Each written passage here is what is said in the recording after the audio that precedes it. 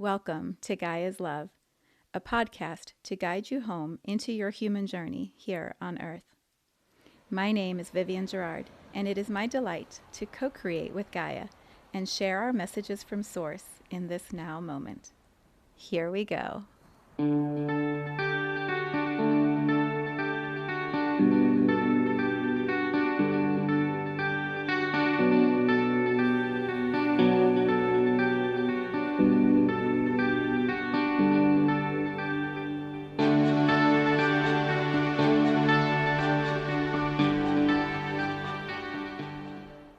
Episode 422. It is Thursday here in Cincinnati. It's a little chilly. We have some sunshine on tap, and then it's getting cold again. My husband starts spring break next week, and it is going to be rainy and 45 the entire time. So he is trying to reconcile his to-do list with the weather that is not cooperating. So I hope wherever you are, there's a little bit of sunshine that is peeking through. It is a chaotic and intense time to be alive at this moment in history. And I know last week we spent some time looking at President Zelensky and what is happening in the Ukraine. And today we're going to switch gears again and explore a different theme. I don't know if that's even the right word. I may be stumbling a little bit for words today. So what has happened usually in these podcasts is if I bring something forward, I'm mostly on the other side of whatever that thing is that I'm going to share. And most of the process internally has kind of been worked out. And then I bring it here and present it and say, hey, any matches? Do you feel like you've been going through something similar? And today I can feel I'm still very much in the middle of unraveling or sorting through or exploring this shift in perspective that I've had on my own journey, and something that's really been a pretty core belief for me for a while. And so I'm kind of in the middle of it. I don't have it cleaned up. I don't have the answer for it. I'm just getting each little ping or nugget as it arrives, and then going, wow, like, okay, how do I feel about that, and how does that fit in with what I was previously thinking about this idea? And so as I share it with you, that's where I'm coming from. I don't have it solved, not even close, but it's fascinating to me how profound this awareness is. And so I want to share it as I'm in the magic and the mystery of what's coming through me. And then would love to hear if you resonate with this or what it brings up for you. So I guess just to describe some of the pings that have connected the grid, that is the thing I'm looking at right now. I shared with you a few episodes, I think, ago about a couple that I've been reading their book called Becoming with a Cube, Becoming. Ben and Ezra Becker, and I'm almost at the end of the Audible version of it, which has been extraordinary and so vulnerable and powerful in all that they've been sharing. And they talk quite transparently about plant medicine journeys and the impact that that work has had on their consciousness, on the relationship that they have, on the work that they're here to do.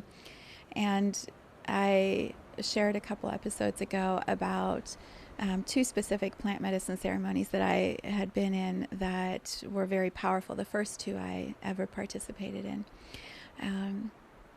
And so I've been sort of sitting with that over the last couple of weeks. Like, is plant medicine something that I feel like is necessary to share in this space? And the answer I get is yes. For me, it's necessary to share because plants have been such powerful teachers in my awakening, and just transported me into such deeper understandings of who I am and why I'm here. And so I do feel like the plant medicine world will probably weave its way through my podcast in the future more. I'm not quite sure how yet, but I can sense that those stories, or those I call them allies also, the allies of the plant world, are always working through me, and so not covering that up or trying to work around it feels very liberating. It feels like, oh, I'm just going to share whatever I'm feeling and thinking fully, and allow you to have your own experience with that.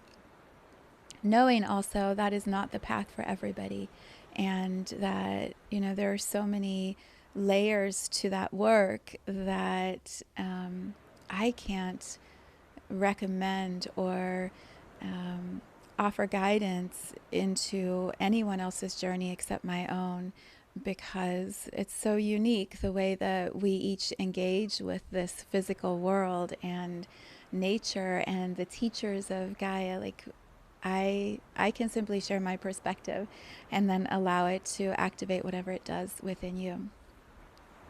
So the Becoming book has been activating a lot for me in transparency and like full disclosure. And I guess I would also say, if anyone ever asked me directly any questions, like, I always answer honestly, and I always share whatever feels most resonant for me without hiding things back. But coming here with the intention to share a lot of the more meaningful, sacred, personal experiences, I've kind of been holding back on some of that. And it's not wrong. It's just now here I am in this new moment. So when I shared those two experiences, I tapped back into the wonder and the innocence and the power, the overwhelming power of allowing myself to work with plant medicine to shift to a different space of consciousness. And it brought me right back to the experiences that I described here. And so I've just been sort of sitting with that over the last couple of weeks, and, watching what's going on in my life and witnessing what's going on in the world. And it's like the teachings, I don't know if you've had this experience, like you have this profound breath work or acupuncture session or deep meditation or transformative retreat, and you have that experience, you come back into your real into your ordinary everyday life, and you are integrating it, and then life gets busy, and so it becomes an experience that sort of gets put in a box over to the side, because now you're back in your reality functioning and you've integrated, but it's like a memory that sort of sits to the side. And then something will happen, and that memory suddenly is full stage center in front of you again. And you're getting another piece of wisdom from that retreat or that conversation or that, meditation. And you work through that, and it might go back in the memory box again for a while, and then something else brings it forward. I feel like that's how our awareness, our consciousness, our soul is able to offer us huge, expansive shifts, and then integrated, steady ways of bringing it into our structured reality. And so there's nothing wrong with that, but it's fascinating to see how it happens. And I've had moments where those first journeys have come back into my awareness, and I've unraveled a little bit more and then sat with it, and then gone back to work and life. And so the last couple of weeks, I've been unpackaging again. And this was 8 years ago. I had to look at my journal because I'm like, was it 2013 or 14? This is 8 years ago. Summer solstice of 2014 was the one ayahuasca journey that I have been sharing.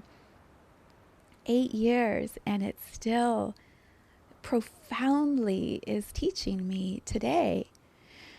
So as I was reading the book or listening to the Audible of Becoming, and just feeling the depth of what they were transmitting in their work. If you haven't bought the book or listened to it, oh my God, it's so good. It's so wild and amazing and powerful and good and teaching. So I had a few pings, in my awareness of there's something still in that journey that you described in the podcast that you need to look at. But in my mind, I'm like, no, I already know. I already shared this story. I laid in the bedroom and I was looping for hours, and then I, crawled my way out. I've got this story in my reality. So why do I need to go back and look at it? And then, of course, the Devi prayer, which is the piece of music that I described in that podcast. If you haven't listened to it, perhaps this podcast will make more sense after you go back and listen to that one. It was, I believe, 3 episodes ago. A couple episodes ago. It wasn't the thank you, and it wasn't the Zelensky translated, so it was the one before that. So I've just been feeling like there's something there, but I don't quite know how to access whatever the awareness is. And then the Devi prayer started to play, and I could feel it soothing me when it was playing on shuffle. I don't know if I went to look for it or if because I was speaking about it, shuffle suggested it. I don't remember how it happened, but I just remember listening to it. And then this week, I was in the bath having my normal meditation time before getting my day started, and I normally listen to a whole bunch of things, and one of them is usually the I Am meditation by Wayne Dyer. And for some reason, this thought popped in, like, wait, listen to the Devi prayer. It's Devi, D-E-V-I.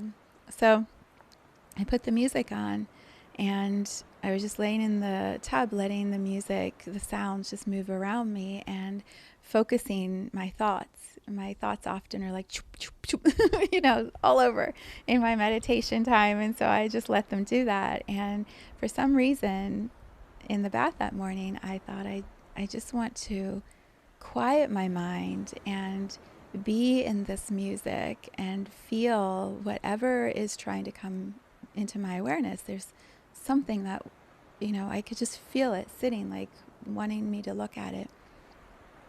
And so I was laying there hearing these sacred sounds. It's 108 names of the Sacred Mother, the Mother Divine, and it's a chant in Sanskrit, so I don't know these sounds or words, or I couldn't sit here and pronounce them to you, but I could feel them. And as I was laying there and the music was moving around me, it was like in the journey I described, laying in the bed and the music looping again and again, the same 20-minute song going over and over for probably 3 hours. And I just laid there, and the word I kept using was looping, like I was looping, and I didn't know how to get out of that loop. And so the story I've anchored in has been I was stuck. I didn't know how to work with the medicine. I was laying there looping and nothing was happening. And I had to find the strength to stand up and change that story and step out of that loop. And so my structured, concrete belief of how I navigated that journey is that I failed. I did not get what I needed out of it. I had a couple little nuggets of awareness, and that was it, and it was not a great experience. And because of that, for years since then, I have not been engaging in ayahuasca. I've never felt like it was working for me. And so I've had this big resistance to ayahuasca because I didn't know how to navigate ayahuasca. That's the story I've told myself. What happened in the bathtub is this complete shift in the story, and it came from within me, and the choice to allow the music to guide me into a different story. And as I was laying there, I could feel like the music had been moving around me, just like in the actual plant medicine journey space, but the music was healing. In the bathtub, I could feel like the music is doing something with me, to me. It's beautiful. It's not a loop. It's not a punishment or a time out. It's a movement, a flow, a rhythm. And so something is happening, something was happening inside of me, and I didn't quite have the words for it. I could just feel it. As soon as the song was over, I opened up my phone to look up the English definition of the music, because I'd never done that I can remember. I've never looked it up. I've always just associated it as Sanskrit, and these are names in Sanskrit. And so I looked up the definition, and I'm going to read it to you. I have the lyrics here to read. But what I immediately could feel is it was an unraveling that happened in that plant medicine journey. It was a deconstruction. It was a taking apart of the way that I had defined and understood mothering and the feminine role as a mother and the responsibility and the sacrifice of mothering. Like the music, the plants worked together not to loop me, but to unwind me, which to my mind felt like a loop. When you're unwinding, if you're unwinding and you're doing it like this, something is happening because you're taking it apart. But if your conscious mind is trying to understand it and create a story from it, loop would be the word that I would come up with, because it feels like a loop. And when I completed that plant medicine journey and walked out of the room finally, because I was able to stand up, I felt different, but I didn't have clarity yet. It was so unknown and new to me, and the deconstruction was so raw of what was happening inside of my body and my mind and my consciousness. Like there was such a disorientation of what was true and what wasn't, that my mind tried to put an immediate story around it, which is, you didn't do that well. You don't understand how to navigate that medicine, and that is not a good experience. And that was what I held on to for years. For years, I have held on to that belief.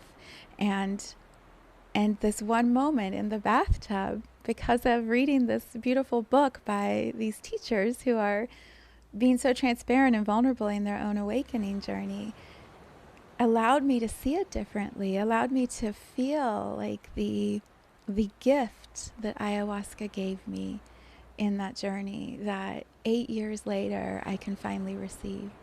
8 years. Like, and that's not a failure. That's like how long it's taken me to change that story fully within myself. That's a long time. And yet I feel it right now. So I'm going to read you the English definition of the Devi prayer by Craig Pruis and Ananda. If you haven't yet heard that music, I will put a link to that in the description, but I really encourage you maybe even to find a way to play it in music and hear me read you these words in English and have the gift of both at the same time. So here is what those words translated mean. It's funny how last week it was Zelensky translated, and now I'm receiving the Devi prayer translated. I had the personal interpretation as I was in the bathtub, and then, feeling the music and the impression I got, the impact that it had on me.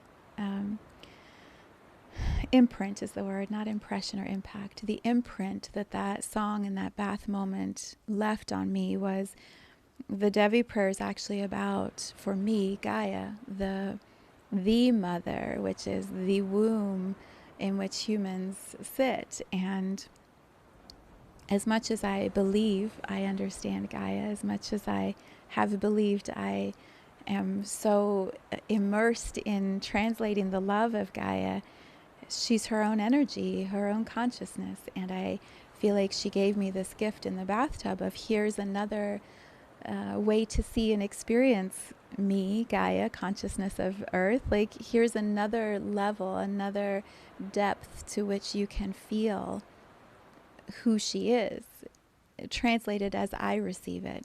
So when you listen to this, you may not hear what I hear. You may hear it differently, and trust that for yourself more than anything I might offer you.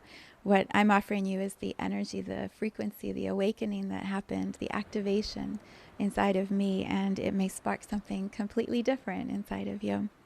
So here are the lyrics translated into English. Devi prayer. The Divine Mother is everywhere. She is in everything. She is the divine essence that lives within all beings. Her domain is the field of life, for she gives to all beings the sustenance that is needed for life. Her beauty lives in the natural world and spans the universes in all their splendor. She has been called by many names, for all traditions recognize her. Into each consciousness, the knowledge is given of the sacredness of life. This sacredness is the Mother. She is the holy generator of the physical world, joined to the heart and the soul of every living thing. All of the earth is one with her. All beings of the earth owe their life to her, for she is the mother of all, the one who bestows all gifts of life. Her gifts come to the deserving and to the non-deserving alike, for the sun does not choose upon whom to shine. She is the source of divine blessing, the part of the oneness that bestows the grace that fill life. We have not seen her because her being is cloaked in silence. She emerges now as part of the oneness where she has always resided, blessing all, giving to all. All who bow before her are sustained by the life within them. All who honor her are sustained by life's gifts, both within themselves and beyond. The purpose of existence is to join with life that lives in all dimensions and all realms of being. It is the Mother that creates this evolving, this unfolding journey, for she is the fabric of time itself, the means by which all things grow. She is the template for life that exists within her, the substance and form of all that shall ever come to be. May all be blessed by the blessings of the divine oneness. When I read that, I didn't even have a thought. I couldn't even, it wasn't even making sense at first. This is just a couple days ago this happened in the bath. And then all these thoughts, all these awarenesses started to occur. So the first was, I laid in that room while ayahuasca aligned with these words, this mantra, this intention, and moved through every cell in my body and rewrote the energy that I would move forward with from that moment. You know, people use words like rebirthing when they describe, I heard that many times in the book Becoming, I've heard it many times from people who have been in plant medicine experiences. They describe a rebirthing, a death of the ego, and then a reconstruction of understanding who you are in a new way, a new consciousness that, you know, moves through you. You're still the same human form and body, but everything inside of you is different. And I don't know that I've used those terms before in my own plant medicine experiences. When I was hearing the song this time and feeling the words in English, I could understand at a cellular, like DNA micro level inside of my body, how plants and sound together in that moment met me in an intention. I went back to my journal. My intention I wrote down for that journey was to peacefully fall in love with my own essence. My own essence, the soul that sits through all lifetimes and is now here in this human body known as Vivienne. And sound and medicine met me in that intention and rewired me. When I came out of that, though, it was so unfamiliar. I didn't understand that I had been rewiring, and I didn't have any sort of structure to be able to articulate it or even express it. So I came out pretty chaotic. I was angry. I didn't know where I should be. I went back and was looking in my journal. I'll read you just a nugget that makes so much sense to me now when I look at it.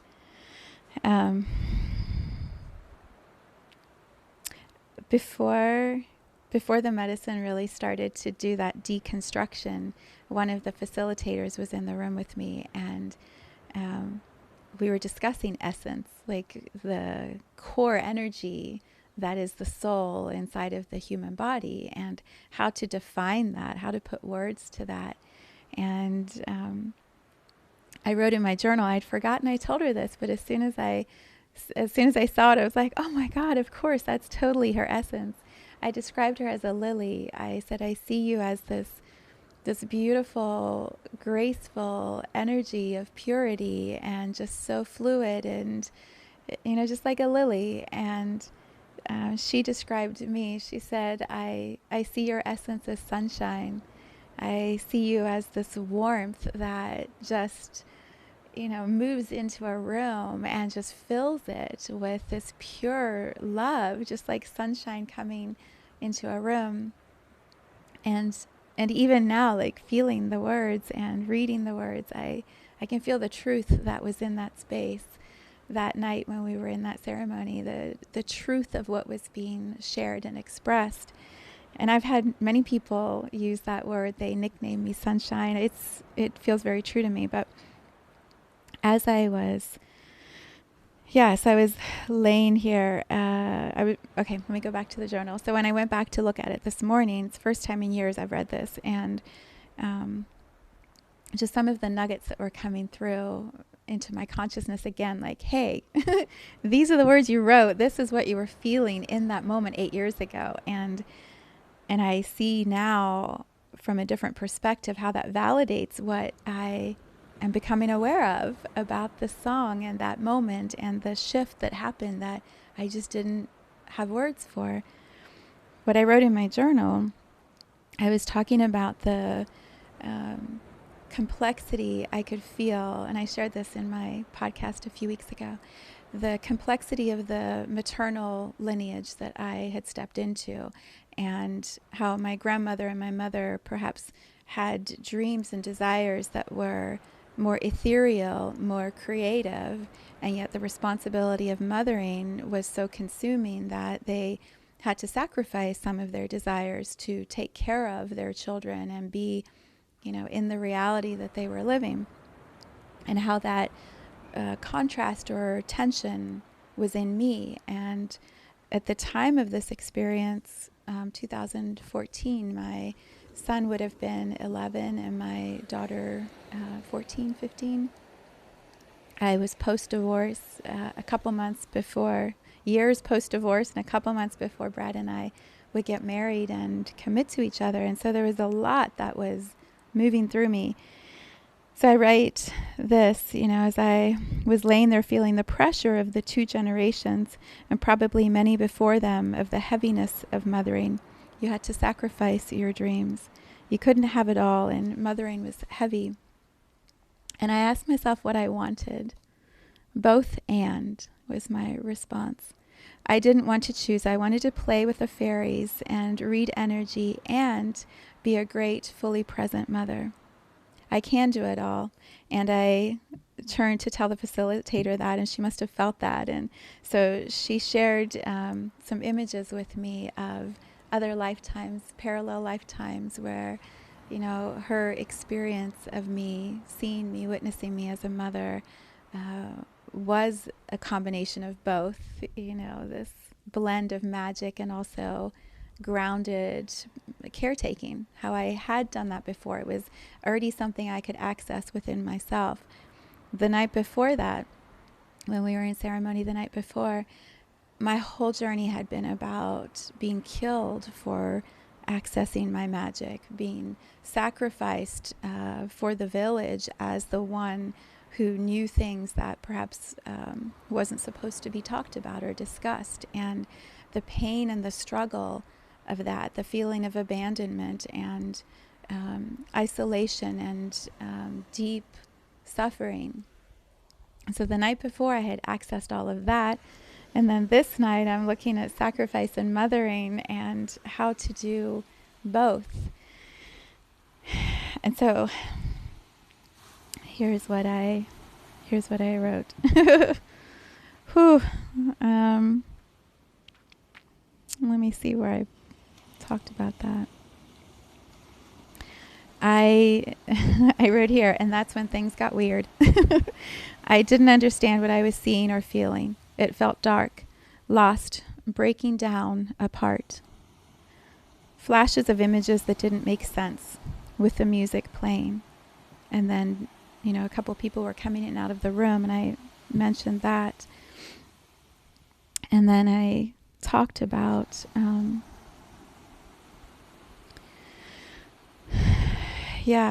the facilitator came in and laid down behind me, and I said I could feel her tracking my visions. She would say, when I was working on essence.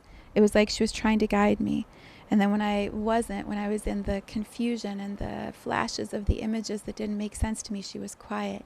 And so her was like guiding me into more and more truth within myself.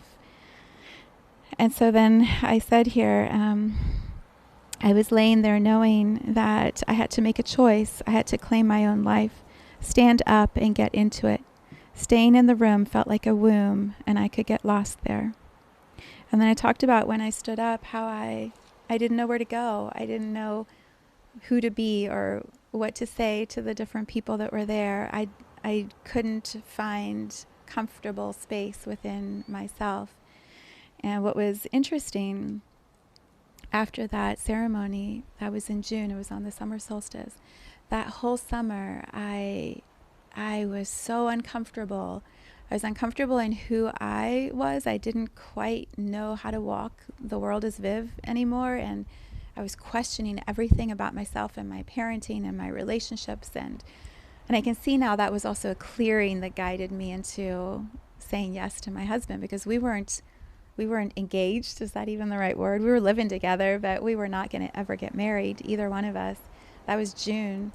August, we had a family reunion here, and I said we should get married next month. And we decided to do it. And in September, I was married. I was married to this man that is just so incredible.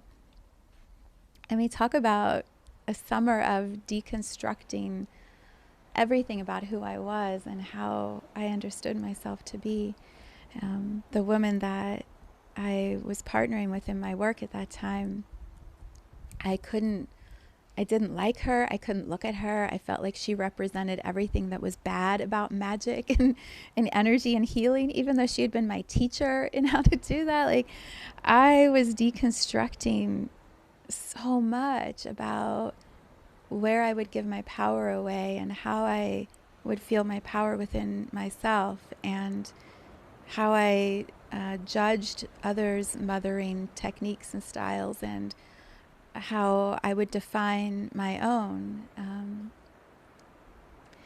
The words both and, when I read that this morning, I was like, yes, that's totally what I claimed that weekend. At the summer solstice, I'm like, I want all of it. I don't want to sacrifice and then resent, or look back later and go, I wish I had tried that. Why didn't I give that a shot instead of, following the path that had been made for me or defined for me? I want all of it. I want to be a magic maker, and I want to be an amazing mother. And I can feel now, 8 years later, I can feel how I've screwed up on both ends of that. I have failed many times, I believe, my opinion, as a mother, and I have failed in, really stepping fully into my purpose. I've held back. I've hid quite often, especially after I left my partner, and was just so terrified of being rejected again, so afraid of, creating a space and then being kicked out of that space, that abandonment is a deep wound for me that, I've made a lot of progress in. But looking back, I can see where over the last 8 years, I've been sort of wrestling with both and sometimes I do it great and I really can feel how I'm going on all cylinders and it's awesome. And then, something will come up with my children or with my vision for my work, and I'm like, I haven't done anything. I failed the whole thing. I'm a total disaster. And it's just this like constant evolving, right? This constant evolving. So this beautiful gift that has happened for me this week through first the activation of reading the book Becoming, and then second the activation of being more transparent and vulnerable here and voicing this journey that, even the idea of plant medicine and then the specific journeys, voicing what those experiences were. It's an activation for me. And as that energy is allowed space to be expressed, here comes the receiving and the gifts and the next level of the work from Gaia through this beautiful Devi prayer and the awareness of, it's like, I feel like I got like the most beautiful birthday, Christmas, New Year's, everything gift, wedding gift, anniversary gift. I got like this incredible gift from the universe this week that said, oh, that old judgment you've had about yourself where you failed and you looped and you didn't understand it and you're not good at navigating that. Like, actually what was happening was one of the most profound DNA transformations of your life, but you weren't able to understand it. So we couldn't communicate that to you. So now here, all these years later, we're going to let you see what actually transpired. And I just have been in such wonder and awe that that's what was going on in that journey. And I didn't know. I couldn't see it. And yet here I am receiving the benefits and the beauty of that through this song and the English translation of it. To know that that mantra, those words that I've read to you in English, in Sanskrit were being repeated over and over and over into my consciousness for hours is it's so sacred to me. And clearly I'm still in the middle of this because it's not all sorted through, and yet it's so beautiful. So here's why I think it's relevant. Well, it's relevant because it's relevant in my journey right now, and Gaia's Love podcast is about what I feel shifting in my life and, within humanity at this time. So by voicing it, I trust it's going to have a match in whatever you are experiencing when you hear it too, because like attracts like, frequency, right? What I have also realized that has been so beautiful, I feel like I've talked about this. I believe I have. I know I talk about it in my work and on my website, that Gaia, the energy, the consciousness of Gaia herself is evolving, that she's not stagnant. The planet, when you hear these words, she is the giver of all life. She is the divine mother that holds everything that is the physical world and time in her womb. This is the Devi prayer. This is the divine mother in the way I understand it to be. She's constantly evolving her consciousness and her grace and her visions and desires of what Earth Gaia is and what Gaia holds. And what I feel when I hear the Devi prayer, I've been playing it often this week and coming back to these words in English, what I feel is the reason this is so important to share with you in this moment as I'm experiencing it is because I feel that's the energy that is rippling around our planet right now. This opening or revealing or expansion of the mother consciousness, the planet's consciousness. When I described last week, President Zelensky and what's happening in Ukraine, I feel like he is firmly standing up and saying to humanity, do you believe in peace? Do you want a world where peace is the foundational agreement that all humans have the choice to live in peace and the freedom to be able to express their unique individuality without being overtaken or killed through war? I feel like Gaia, the consciousness of Gaia, is bringing that forward on such a large platform to say, humans, what do you choose? How are you going to move forward? Is it about power and greed and control and money and authority over? Or is it going to be what this age of Aquarius energy is that astrologers and energy workers keep talking about? Unity, community, oneness, alignment, unique individuality safely expressed and honored within a community structure. The empowerment to feel safe to express and to be witnessed for your unique, beautiful gifts and honored for them, and more to flow from that safe container. I feel like Gaia, Gaia, the consciousness of our planet, is saying we're upgrading. We are up-leveling to a new way of being a planet and a new way of being a human within this planet. And so what are you all going to choose? How are you going to move forward from this moment? And yeah, and like when I feel the energy of the Devi prayer, when I tap into that idea of mothering that was rewired inside of me, 8 years ago, that shift that happened that I just now have words for.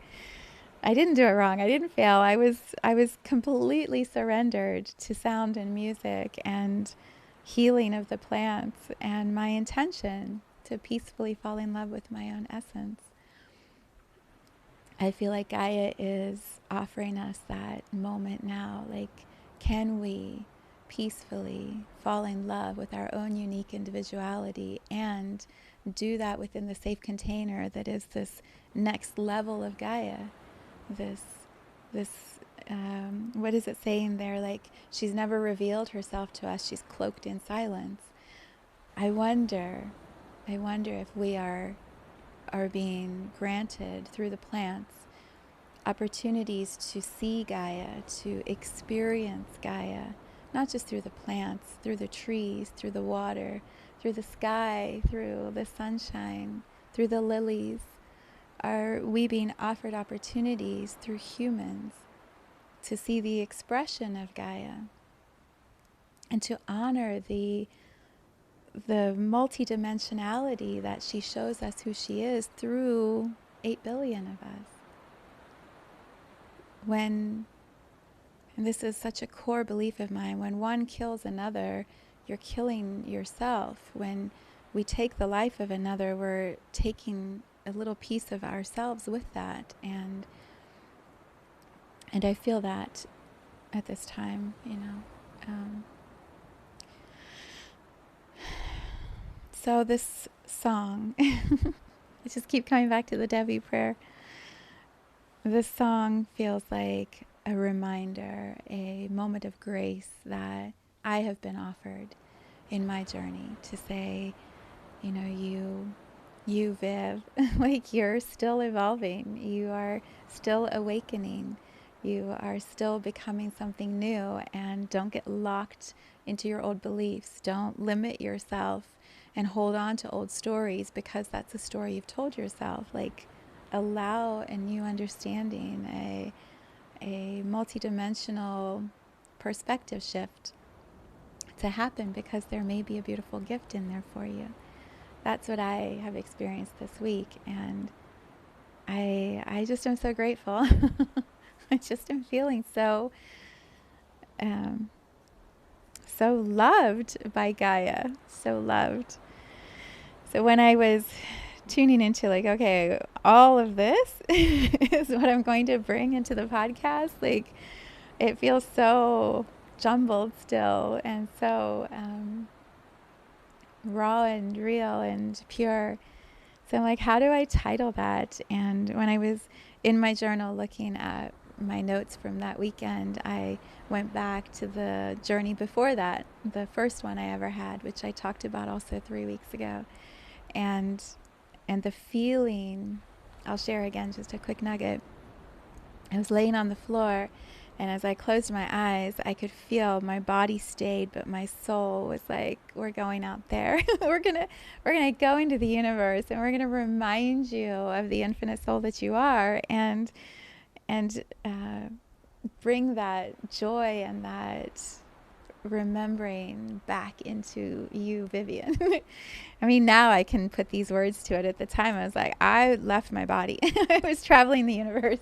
And my fear that I took into that journey, it was right when I was going through, so much restructuring of being a parent post-divorce. How do I manage that and not feel like I am failing my children, and this fear of losing them and losing their love. And in the journey, I felt like my children and I were these beautiful prisms, like 3, 4, 5D prisms of color, little rainbows, and we were connected into each other, 3 prisms, and we were just traveling through the universe in this beautiful dance, completely intertwined and connected. And then this big hug and love from my beautiful friend who had just died a little bit before that. And so I was rereading the description in my journal, and it was exactly the words I used a couple weeks ago when I shared this with you. It was so beautiful to read the validation again of that experience. And so as I kept reading, I was remembering what happened after that. I have a very good memory, especially for journeys, a very good memory of details and what happens when and what sequence. And like for some reason, my awareness just locks in the moments, and, I can access them very easily. But I remember talking to one of my friends later that night, hours later, and talking to her about her wound when she was a little girl, and how her mother, helped her create a pattern that she would then work on in her journey as a human. We would call it a wound, but really it was creating a pattern that served the soul that came to do this work. And so I was describing the story, the picture. I could see the story, exactly what happened when she was a little girl. And I was telling her that. She's like, oh my God, that's exactly what it was. I remember that. I'd forgotten that memory. And I said, how about, we help just rewire you. This is before I even had the ayahuasca rewire me. The plants just do such beautiful preparation work to get you ready for what you're going to look at next. And so I said, just let me hold you. And I just hugged her, as she said, she wanted to be held in that moment of that story, but her mother that wasn't the pattern they were setting, so her mother didn't hug her in that way. And so we just did this beautiful healing. And as that was happening, another woman from the space came over, and she was sitting next to me, and I was like, oh, you need some mama love. And she's like, I do. And so I was hugging her, and then another one was coming, and I'm like, you need mama love. And so I was just this conduit of mama love for these grown women who still had that need as a child, that had created a pattern that they were working on. And the plants were like, oh, okay, let's complete that pattern and shift into something new. Let's go to the next moment. And so my role as a conduit of energy in that space was to mama love these grown women by just hugging and holding them. Now, with this awareness I have of how the ayahuasca worked with me later, a few months later in the ceremony, I can see how the work I was doing in that very first plant medicine ceremony prepared me for what ayahuasca was going to do with me months later. And then I still didn't understand that I was being loved by the plant. I thought I was being punished. I thought I'd screwed up. I didn't do it right. And all these years and unraveling later, I now can see how I was being loved by the consciousness of Gaia through the Devi prayer and through the ayahuasca. What perfection, what exquisite perfection is this human journey, that each of these little steps and pings, prepare us for the next one. And when we just keep surrendering and trusting that we don't have all the answers, we don't know what we don't know, but we're going to show up and be open and receive whatever that is going to most serve us, it just becomes this incredible adventure. humbling and also incredible. I've talked before about a great book called The Surrender Experiment by Michael Singer, and how he just kept saying yes. He's like, yep, you can live on my land. Yep, you can build that new center. Yes, I will hire you to do this. Like everything that came his way, he just kept saying yes to. He never said no. And I've often thought, like, sometimes I like no. Sometimes I'm very happy saying no. I don't want to say yes to everything. And also he describes it as taking those yeses carried him into a journey of life he would never, ever have expected or could have created on his own. And in that respect, I feel like plant medicine teachers for me have been pathways into surrendering and trusting more is possible. The consciousness I access can expand further than what I thought. And on the other side of that is this incredible new realm or new way of being a human. And then bringing that in, integrating, which is such a crucial part of any expansive experience. Like how do we integrate that and then apply that in our daily activities and lives and move and walk as a human with that expanded consciousness? That's so challenging to do, and it takes time. 8 years. It takes a long time.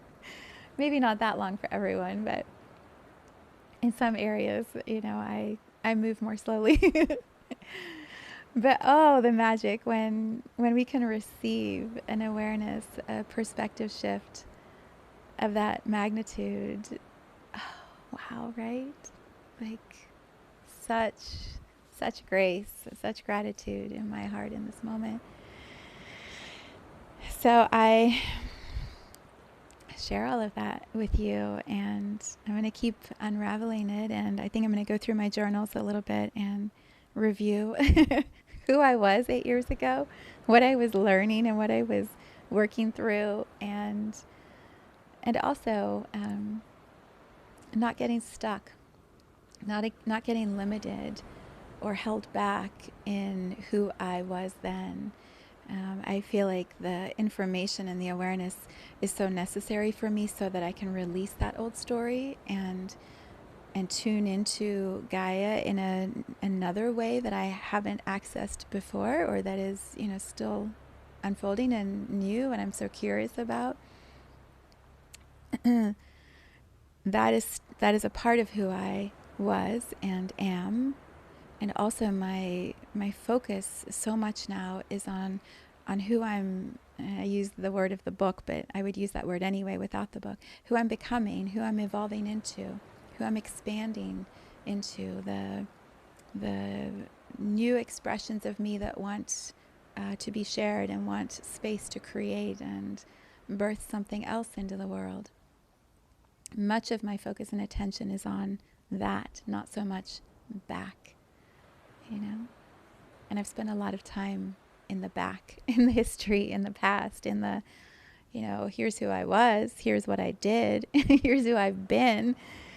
And there's a powerful surrender in saying, I don't know what I'm evolving into. I feel like I have a sense of which direction I'm going with it, but with ahas like these, I don't know. I don't know. So I just continue to listen and surrender and show up and trust. And we'll see where it goes. We'll see where it goes. Yeah, I think that's what I've got in this moment. it's it's just such a privilege. It's such an honor to be a human, and sometimes my heart, my breath just melts to be in the moment of it, you know. There were two words that came through. I was almost going to call the podcast the title of those two words, truth and presence. And yet I feel like Mama's love sort of includes both of those. I think the way that I have found to navigate both and for myself, and maybe this is also a bridge into better understanding Gaia and Gaia's evolution. I feel like the steadiness that has held me through dismantling my definition of mothering and work and sacrifice and how it all comes together, and this movement into a new way of doing it, the way I trust myself to do it, are the words truth and presence. You know, I have a very clear agreement with my children to speak truth to them, to not cover up, to not try to, manipulate or pull anything over on them. Like, they know anyway. They can see right through me. They know my emotions and my limitation. Like, they just see me. And so truth is such a powerful word for my relationship with my children. And then also, presence. I'm not perfect at it. There are many times I'm on my phone where I need to just put it down, and it's a conscious like, oh, don't forget, Viv, right in this moment, that one across from you wants to speak to you, put the phone down, face down, and don't look at it. And it's just, we get in the flow of doing our thing, and then someone like a child or someone we really care about comes in and wants our full attention, and there's a part of us that goes, well, I'm in the middle of this. No, the one in front is more important, and I'm getting better at it. I don't think I'm perfect at all. But I feel like those two words, truth and presence, have helped me navigate both, and have helped me navigate how to be the fullest expression of my magical fairy, cosmic, that's the word, my magical cosmic Aquarian self, and, be doing my work and parenting my children very grounded and present in this moment, in this reality. So perhaps those are words to take with you and just ponder, like, how does truth and presence play in your life, and what does it bring up in you when I share those words and my understanding of them. Yeah, wouldn't that be a more beautiful world if we're all more present and more truthful? Like, yeah. All right. Thank you for allowing me the gift of your time as I share all of this, and I would love to hear your reflections and whatever it brings up for you. So much love. Have a beautiful weekend. Mwah. Thank you for tuning into this vibration of pure love. I invite you to join me on Facebook or Instagram in a community I call the Gaia Tribe Reunion, where we show up together to share our soul's gifts, what we came here to Gaia to contribute to humanity. You can learn more at viviennegerard.com. Let's take this message of Gaia's love out into all of our relationships and communities today. So much love from my heart to yours.